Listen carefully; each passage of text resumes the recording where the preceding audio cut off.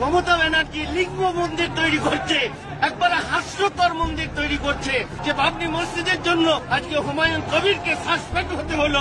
বাবরি মসজিদের ইট হাতে নিয়ে স্থানীয় এক মুফতি সাহেবের বক্তব্য সম্প্রতি নেট দুনিয়ায় ছড়িয়ে পড়েছে। ভারতের উত্তরপ্রদেশের অযোধ্যায় বাবরি মসজিদ ধ্বংসের ৩৩ বছর পর পশ্চিমবঙ্গের মুর্শিদাবাদ জেলায় বেলডাঙ্গায় শনিবার একই নামে মসজিদের ভিত্তিপ্রস্তর স্থাপন করেছেন তৃণমূল থেকে বহিষ্কৃত বিধায়ক হুমায়ুন কবির।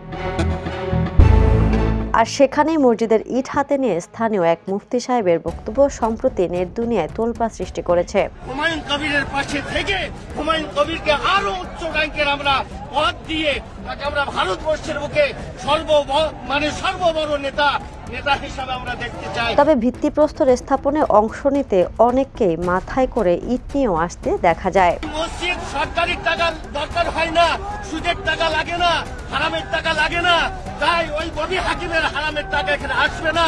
অন্যদিকে মসজিদের ভিত্তিপ্রস্তর স্থাপনাকে কেন্দ্র করে মুর্শিদাবাদ জেলায় প্রশাসনের তৎপরতা বেড়েছে এবং ব্যাপক নিরাপত্তা ব্যবস্থাও করা হয়েছে বলে জানা যায়। আলহামদুলিল্লাহ, আমরা বাবরি মসজিদের স্থানে এসে ঈদ দান করে আমরা সবাই আনন্দ উপভোগ করছি।